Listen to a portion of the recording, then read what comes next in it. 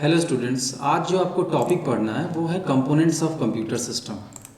Components of computer system मतलब आपके computer में कौन कौन से कंपोनेंट्स होते हैं और उनका किस तरह से इस्तेमाल आप करते हैं। सबसे पहले तो हमको ये समझना पड़ेगा कि इसमें टास्क क्या क्या होते हैं, कार्य क्या क्या होते हैं।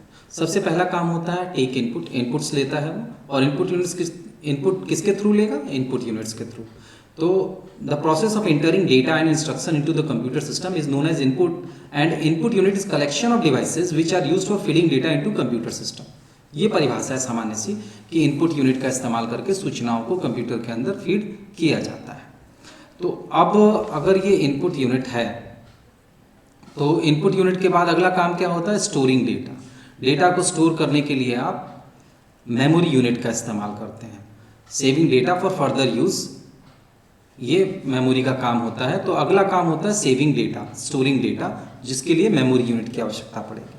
तो हमें अगला कंपोनेंट क्या पढ़ना पड़ेगा, मेमोरी यूनिट। इसके बाद थर्ड जो एलिमेंट होगा इसका कंप्यूटर सिस्टम का कंपोनेंट जो होगा वो एएलयू होगा। एएलयू क्यों होगा, क्योंकि तीसरा काम जो हमारा होता है वो प्रोसेसिंग डेटा। उस डेटा जो डेटा हमने इनपुट किया है उस पर काम करना होगा ना, काम करने के बाद ही तो आउटपुट मिलेगा हमको।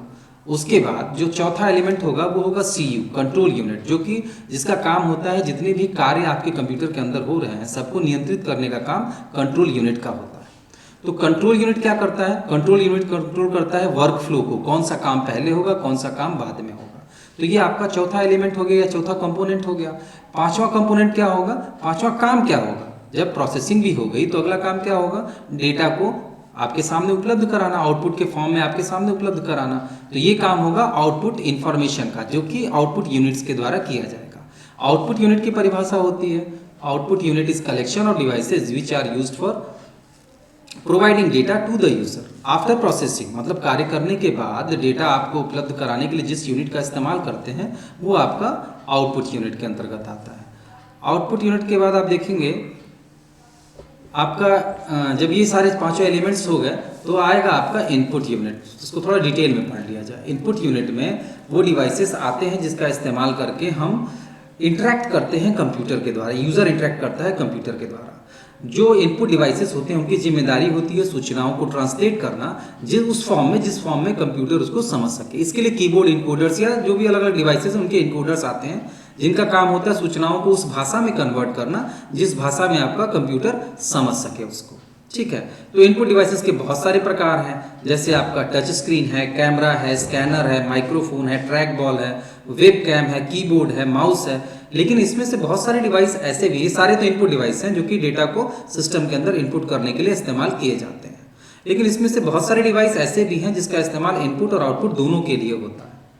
और इनपुट आउटपुट दोनों के लिए इस्तेमाल होने वाले डिवाइस कौन से हैं, जैसे टच स्क्रीन है या वेब कैम है या कैमरा है, डिजिटल कैमरा है, ये सब आपके इनपुट और आउटपुट दोनों डिवाइस हैं।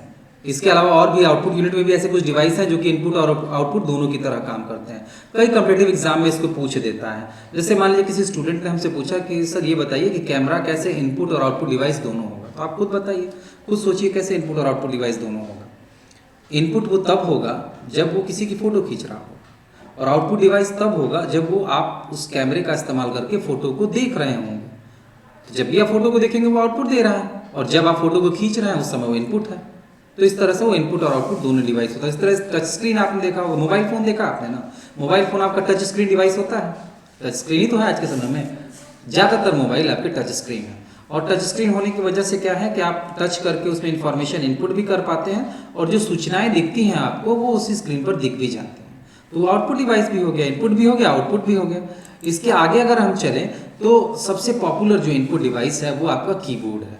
कीबोर्ड के बारे में कहा जाता है कि ये सबसे पॉपुलर और सबसे ज़्यादा महत्वपूर्ण डिवाइस है जिसका इस्तेमाल हम करते हैं सूचनाओं को कंप्यूटर के अंदर डालने के लिए। ये एकदम से फैमिलियर है, इसका लेआउट भी एकदम से वैसा ही है जैसा आपने पुराने समय में टाइपराइटर अगर आपने देखा हो तो खड़ा खड़ा करके टाइप करता था, ध्यान है आपको, तो वो टाइपराइटर जो है उसी की तरह इसका भी लेआउट है। लेकिन इसमें कुछ कीज ऐसी हैं जो कि पहले टाइपराइटर्स में नहीं होती थी।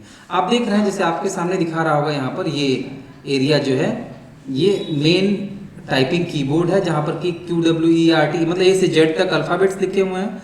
इसके अलावा इसी में शिफ्ट की है, अगर कैपिटल में टाइप करना है तो शिफ्ट प्रेस करके टाइप करते हैं, अगर लगातार कैपिटल में टाइप करना है तो कैप्स बटन को ऑन कर लीजिए, टाइप करते रहिए। तो ये कीबोर्ड में सारी कीज मिलेंगी। ये सबसे बड़ी कीज होती है, उसको स्पेस बार कहते हैं। उसके बाद इंटर की होती है लाइन चेंज करने के लिए। ऊपर एस्केप की है सबसे लास्ट में। F1 से लेके F12 तक फंक्शन कीज होती हैं, ठीक है।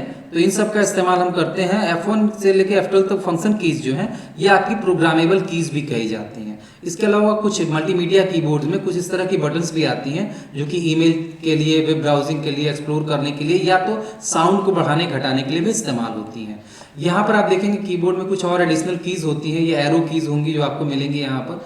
और यहाँ पर 3 बटन्स होती हैं जो कि सामान्यतः न्यूमेरिक, नम की लॉक, कीपैड को, कैप्स लॉक को, इन सब के स्टेटस को दिखाती हैं। स्टेटस लाइट्स को अगर देखना हो तो आप यहाँ पर देख सकते हैं, उसके ऊपर लिखा भी होता है ये किस चीज़ के लिए स्टेटस इंडिकेट कर रहा है। तो आप ये सारे कीज आपको मिलेंगे इसमें क्या क्या चीज़ें होती हैं। सबसे पहली चीज़ तो टाइपिंग कीज होती हैं जिसमें लेटर्स होते हैं A to Z, डिजिट्स होती हैं 0 to 9, जिसका नॉर्मली आप कीबोर्ड में आपने टाइपराइटर्स देखा होगा तो वहाँ पर देखा होगा। Numeric keywords, keypads, numeric keypad है जिसमें कि 17 कीज होती हैं। अधिकांशतः मशीन जैसे कैलकुलेटर्स में जैसे अरेंज किया गया है उसी तरह न्यूमेरिक कीपैड में भी अरेंज किया गया है। उसको 0 से लेकर 9 तक कीज होंगी और बाकी प्लस माइनस डिवाइड मल्टीप्लाई की कीज भी वहाँ पर होंगी। फंक्शन कीज F1 से लेके F12 तक होती हैं और हर फंक्शन की का अपना अलग मतलब होता है और स्पेसिफिक पर्पज से इस्तेमाल होते हैं। जहाँ पर इनका जो यूज़ होगा ये आपको बताया जाएगा। जैसे F1 यूनिवर्सल की है, विंडोज़ में अगर आप काम कर रहे हो तो हेल्प, अगर आपको मदद चाहिए हो तो F1 की हेल्प के लिए इस्तेमाल होती है। कंट्रोल कीज़ होती हैं। कंट्रोल कीज़ क्या होती हैं भाई? ये कर्सर और स्क्रीन कंट्रोल के लिए इस्तेमाल होती है, जैसे page up, page down, home, and, control, CTRL मतलब अल्टरनेट या अल्टर बोलते हैं उसको, अल्ट, एस्केप, ESC की। स्पेशल पर्पज़ की भी होती हैं। स्पेशल पर्पज़ की मतलब शिफ्ट होता है। जैसे कीबोर्ड में अगर आप टाइप कर रहे हैं और आपको लगता है कि हमको कैपिटल में टाइप करना है तो शिफ्ट की प्रेस करके जो टाइप करेंगे आप वो कैपिटल में टाइप होगा। इंटर की होता है, प्रेस करेंगे लाइन चेंज हो जाएगा। कैप्स लॉक होता है, अगर आपने प्रेस कर दिया तो लगातार कैपिटल में ही टाइप करेंगे। नम लॉक होता है, स्पेस बार है, टैब है, प्रिंट स्क्रीन है। ये सब कुछ स्पेशल पर्पज कीज भी होती हैं कीबोर्ड में जिनका अलग अलग कार्य होता है। कीबोर्ड के बाद और भी इनपुट डिवाइस हैं, जैसे माउस है आपका, ये एक पॉइंटिंग डिवाइस होता है। स्क्रीन पर देखेंगे आप तो एक कर्सर से संबंधित, जब आप ग्राफिकल यूजर इंटरफेस में काम कर रहे होंगे तो इससे संबंधित एक कर्सर आपको दिखाई देगा। जिस तरफ आप कर्सर को, अपने माउस को मूव कराएंगे उस तरफ वो कर्सर भी मूव करेगा। जैसे आप ये देख रहे हैं कर्सर मूव कर रहा है, इसलिए मूव कर रहा है क्योंकि हम माउस को मूव करा रहे हैं। इसके अलावा जॉयस्टिक अधिकांशतः गेम पार्लर्स में आप देखेंगे गेम्स को खेलने के लिए इसका इस्तेमाल होता है जॉयस्टिक का। लाइट पेन का इस्तेमाल होता है अधिकांशतः रियल टाइम में। अगर आप ड्राइंग करना चाहते हैं स्क्रीन पर तो आप लाइट पेन का इस्तेमाल कर सकते हैं। ट्रैक बॉल पुराने समय में आता था, जब पुराने लैपटॉप्स आते थे उसमें माउस की जगह पर ट्रैक बॉल का इस्तेमाल होता था। एक गोल सी बॉल होती थी जिसको हम जिस तरफ मूव कराते थे उस तरफ वो कर्सर भी मूव करता था। इसके अलावा स्कैनर्स होते हैं। स्कैनर्स आपने देखा होगा, 2 तरह के स्कैनर होते हैं। एक फ्लैट बेड स्कैनर है जो कि आपके सामने तस्वीर दिख रही है, और एक हैंडहेल्ड स्कैनर भी होता है जिसको हाथ से पकड़ा जा सकता है। हाथ से पकड़ करके ऊपर नीचे करके स्कैन कर सकते हैं। ज़्यादातर इस्तेमाल होने वाले स्कैनर वो सामने जो आपको दिख रहा है ना, फ्लैट बेड स्कैनर, इसी का इस्तेमाल होता है। इसका इस्तेमाल करके हम सूचनाओं को डायरेक्ट डिजिटल फॉर्म में कन्वर्ट करके सिस्टम के अंदर इनपुट कर सकते हैं। इसको डायरेक्ट इनपुट डिवाइस भी कहते हैं। इसकी सबसे बड़ी एडवांटेज है कि इसके अंदर जो सूचनाएं आप इनपुट करते हैं वो एररलेस होती हैं। बिना किसी गलती की ये सूचनाएं सीधे सिस्टम के अंदर इनपुट हो जाती हैं। जैसा लिखा होगा वैसा एज इट इज इनपुट होगा सिस्टम के अंदर, तो गलती की संभावना है नहीं। जबकि आपको अगर दे दिया जाए 4 पन्ना टाइप करना है तो निश्चित रूप से उसमें कुछ ना कुछ गलती होगी। जैसे 4 पन्ना आपको टाइप करना है तो लगातार अगर आप टाइप कर रहे हैं तो कुछ ना कुछ गलती हो सकती है ना, लेकिन स्कैनर से इनपुट करने में ये गलती नहीं होगी। इसके अलावा माइक्रोफोन मतलब बोल करके, जैसे अभी आप देख रहे होंगे, अभी हम बोल रहे हैं तो आपको आवाज़ सुनाई दे रही होगी। शायद आवाज़ काफ़ी धीमी रह गई होगी क्योंकि हमने ये लगाया नहीं था। तो अभी देखेंगे उसको, आपकी आवाज़ अगर गड़बड़ होगी तो फिर से इस वीडियो को बनाएंगे, ठीक है। तो ये सब इनपुट डिवाइस के प्रकार। इनपुट डिवाइस के और भी प्रकार हैं, जैसे बारकोड रीडर्स। आपने देखा होगा जो बड़ी बड़ी दुकानें होती हैं वहाँ पर बारकोड रीडर्स आपको दिखते हैं जो कि बिलिंग के पर्पज़ से काम आते हैं। Optical mark reader, optical OMR seats आपने परीक्षाओं में भरा होगा, गोल वाले गोले को जब गोला भरते हैं आप तो उस तरह से एग्ज़ाम के समय आपकी कॉपीज चेक करने में, तेज़ गति से कॉपी चेक करने में वो सहायक होता है। OMR सीट की वजह से ही आज के समय में रिजल्ट आपके जल्दी आने शुरू हो गए हैं, क्योंकि बहुत सारी OMR मशीन ऐसी हैं जो कि एक एक मिनट में 100 कॉपियाँ चेक कर सकती हैं, OMR सीट वाली। कैमरा भी इनपुट डिवाइस है, अभी बताया हमने आपको। MICR magnetic ink character reader cheque वेक्स को प्रोसेस करने के लिए इस्तेमाल होता है। टच स्क्रीन, आपने देखा होगा टच स्क्रीन, मोबाइल देख ही रहे हैं आप लोग। इसके बाद आती है आपकी आउटपुट यूनिट, ये हम लोग नेक्स्ट क्लास में देखेंगे। Thank you.